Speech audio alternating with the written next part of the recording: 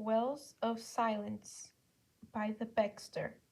Chapter 6 18 Weeks. It was early morning, and Obi-Wan found himself drawn to one of the temple's small courtyards. It was quiet and peaceful. He settled on a stone bench beneath the elegantly twisted branches of an ancient tree. Some bird had found its way to the branches and was serenading the morning. He wasn't entirely sure what for, but Obi-Wan knew he should wait here. After a few minutes, other council members joined him. Master Yoda first, then Ki-Adi-Mundi, Plo Koon, finally Mace Windu. It looked like it was turning into an unofficial council session. They all sensed something was coming from Palpatine, more of his meddling in Jedi affairs. They were only mildly surprised when Anakin came bearing his request. Palpatine wanted a representative of the Jedi Council to streamline the coordination process between the Republic and the Jedi. In theory, it wasn't a terrible idea. A representative who spoke for the Chancellor inside the temple would greatly reduce the time it took for major decisions to be made, but it was glaringly obvious that Palpatine wanted a spy sitting in on council meetings.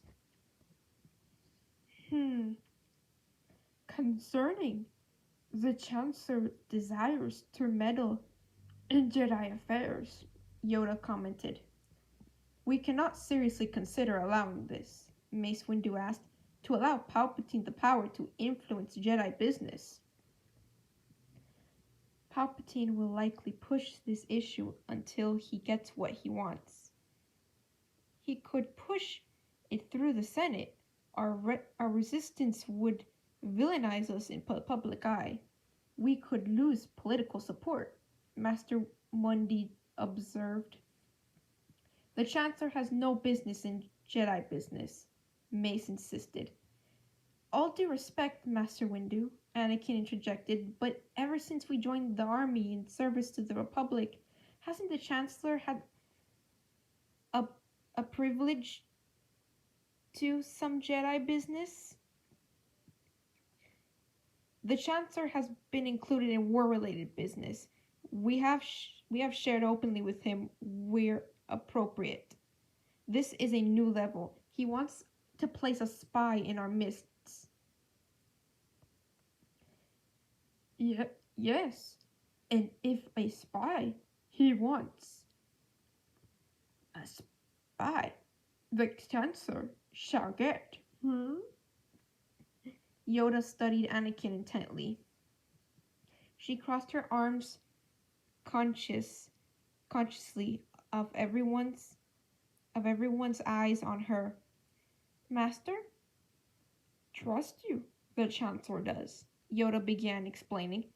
Approve of you as his liaisons, he would. Obi-Wan could feel Anakin was uncomfortable with the turn of the conversation.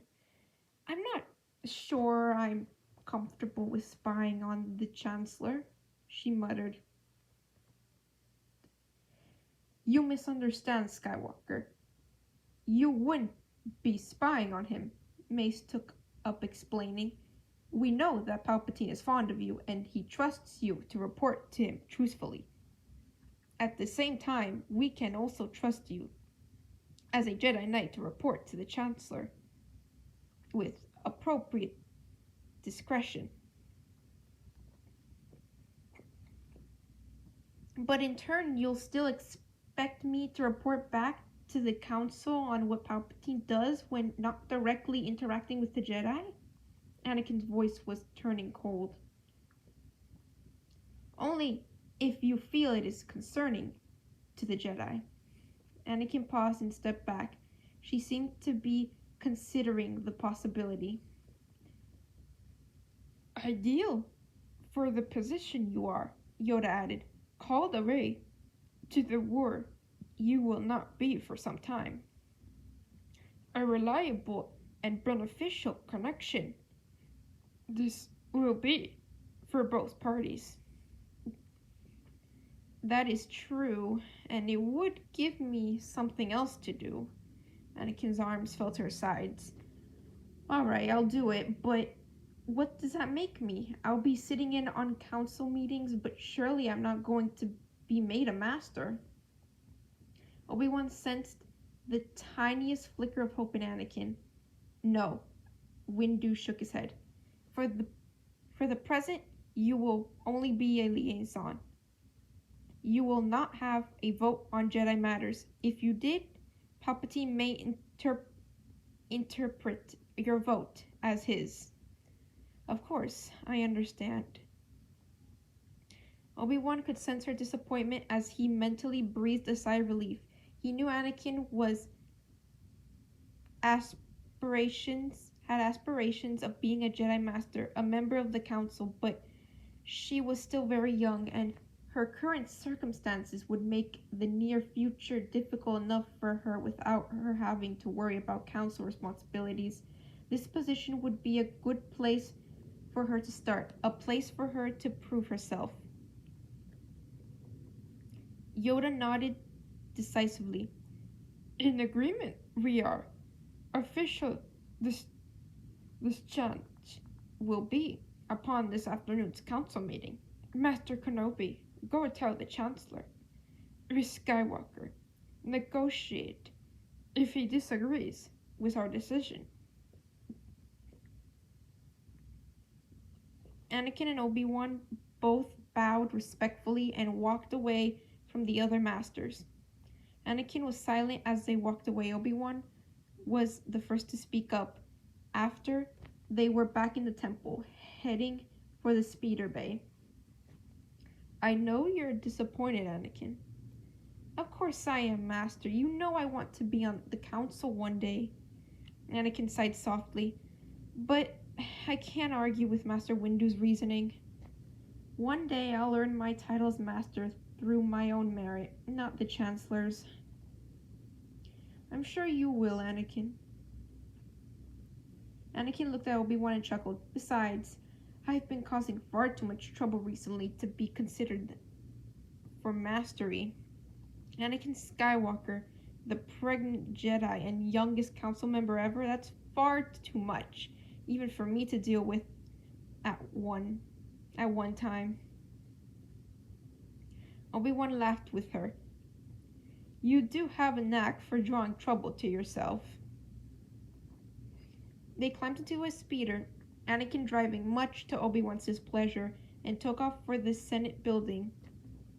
A comfortable silence hung between them for several minutes. Obi-Wan was quite happy that she flew much more conservatively than usual in her current condition.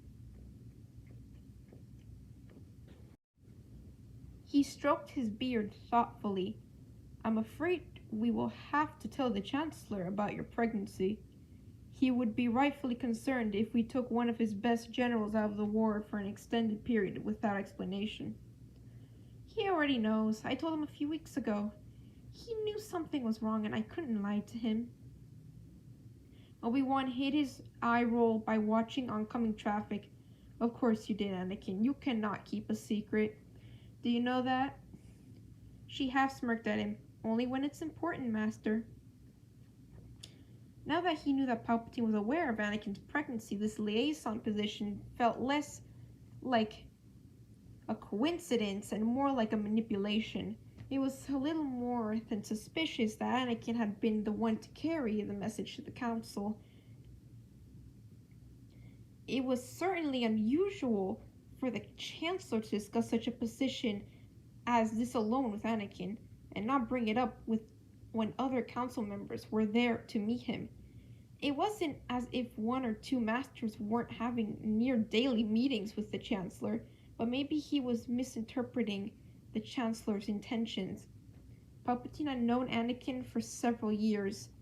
He had always been interested in her career. He must know how restless and frustrated Anakin could get when she felt unproductive. Perhaps he had created this position to help her. His suspicions were confirmed as soon as they delivered the council's decision to Palpatine. Excellent, the Supreme Chancellor proclaimed, clapping his hands together once it was clear that he had little doubt that Anakin wasn't going to be selected for the position.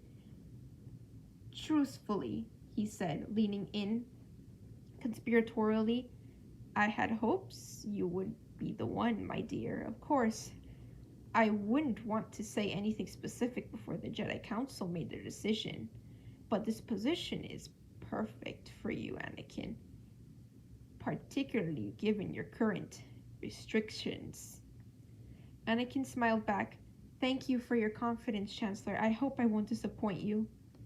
I imagine you would be hard-pressed to find a time when you were ever a disappointment, Anakin, Palpatine said warmly.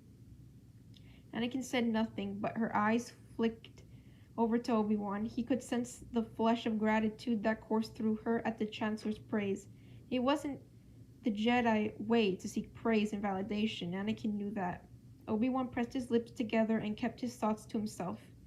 Now, Master Kenobi, if you wouldn't mind carrying the message back to the rest of the Jedi Council, I'd like to speak with Anakin for a while. She will be free in time for the council meeting this afternoon, I assure you. Of course, Supreme Chancellor. I'm sure you have much to discuss. Obi-Wan bowed politely before turning to Anakin. I will see you this afternoon, Anakin. As he left the office, he tried to figure out who was feeling more satisfied with the current arrangements, Anakin or Palpatine. Convenient coincidence or not, he tucked away his reservations. He would keep an eye on Anakin when he could, but there was no reason to distrust the Chancellor's motives, even if he had created the position for Anakin's sake. It was very late, well past midnight. Obi-Wan had just finished a long shift in the Command Center. Given his early start this morning and the long day he had, he was looking forward to his bed. The halls of the temple were dark and quiet. Almost everyone was asleep by now. Nighttime always filled the temple with a soothing presence as the chaos of the day disappeared into the quiet lull of the Force. It was nice to just sit and meditate in the quiet. It was even nicer to sleep through, if he was being honest, or perhaps he was just really tired. He paused for a brief second just outside Anakin's room, wondering if she was in there. He hadn't seen her since the council meeting this afternoon. She had always been something of a night owl, but recently it seemed that she was spending an extraordinary amount of time out, or perhaps she had always held a schedule like that, and he was only now taking notice. He couldn't deny that he had become much more attentive of his former apprentice habits in her current condition. Not that it really mattered, after all, she was already pregnant. What other trouble could she possibly get into? But Obi-Wan knew where Anakin was involved. It was probably best not to tempt fate by asking such questions. He turned back to his own room. If Anakin was sleeping, he'd leave her to rest. She could get mean when her sleep was interrupted. If she was out, knocking on her door wouldn't change anything. Suddenly, the silence of the corridor was broken by a short, strangled scream. It came from Anakin's room. Obi-Wan spun around and rushed to the door. Anakin, are you alright? He called through the door, pressing the keypad to give him entry. The door slid open and he rushed in. Anakin was sitting up in bed, her face buried in her shaking hands. Obi-Wan relaxed marginally to see she wasn't actively dying or being attacked. Anakin, are you alright? He asked again. I heard you shout. She dragged her hands away from her face, discreetly wiping away a couple tears. I'm sorry, Obi-Wan. Did I wake you? No, I was still awake. What happened? Nothing. I just had a bad dream, that's all. Obi-Wan frowned and studied her. Anakin wasn't being completely honest. A dream? Or a vision?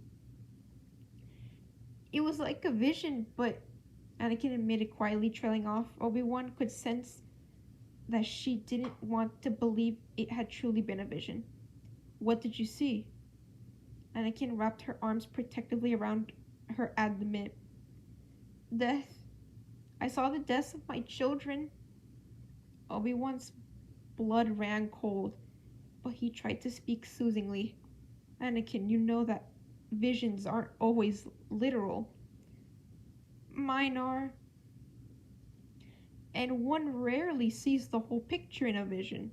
Obi-Wan sat at the edge of her bed, facing his former apprentice. Anakin didn't meet his eyes. She just stared down at her hands. It was so vivid. I saw and heard things. I felt things. It was almost real. It was like the visions I had about my mother, and I couldn't save her. I couldn't stop the visions from coming true. How am I supposed to stop this from happening? Obi-Wan closed his eyes, knowing Anakin wasn't going to like his answer. You don't. She glared at him, eyes filled with cold betrayal. What? Anakin, many Jedi have led themselves to failure trying to prevent visions from coming true. So you're saying I should just do nothing and wait for my children to die? No, Anakin, of course not. He paused and tried to speak even more soothingly. I'm trying to say that you should be mindful of the Force and what it may be trying to tell you. She looked away, seething, breathing deeply. Obi-Wan knew she wasn't really listening to him. Anakin had never been one to sit and listen to reason when someone she cared for was in danger. It made her a great, beloved general and a compassionate and powerful Jedi, but it was also one of her greatest weaknesses. She never took time to breathe and assess the situation. She acted on instinct, and while it had served her well thus far, there were times when it caused more harm than good. He had a bad feeling that this could be one of those instances. Obi-Wan reached out and placed a hand over Anakin's tightly clenched fist. You're stressed, Anakin. You've gone through a lot recently, and it's completely natural for you to be afraid for your children's well-being. You think I made this up? She snarled, clenching her fist tighter, but not pulling out of his grasp. No, I think that visions are extremely difficult to interpret. Even for a Jedi as powerful as Master Yoda, they can easily be clouded by emotions. Anakin took several deep breaths and her hand relaxed. Tomorrow, after you've had time to think about it more and the emotions aren't so fresh, we can discuss your vision. Anakin certainly wasn't soothed by his words, but she wasn't in a panic either. She finally pulled her hands away. You're right, she muttered in her lap. It's late, Master. You should go to bed. Obi-Wan frowned at the cold dismissal. He stood up slowly and paused at the door. You know I'm always here for you, Anakin. I know, Master. Her voice was still hollow and distant. Obi-Wan opened the door and stepped through. Good night, Anakin. End of chapter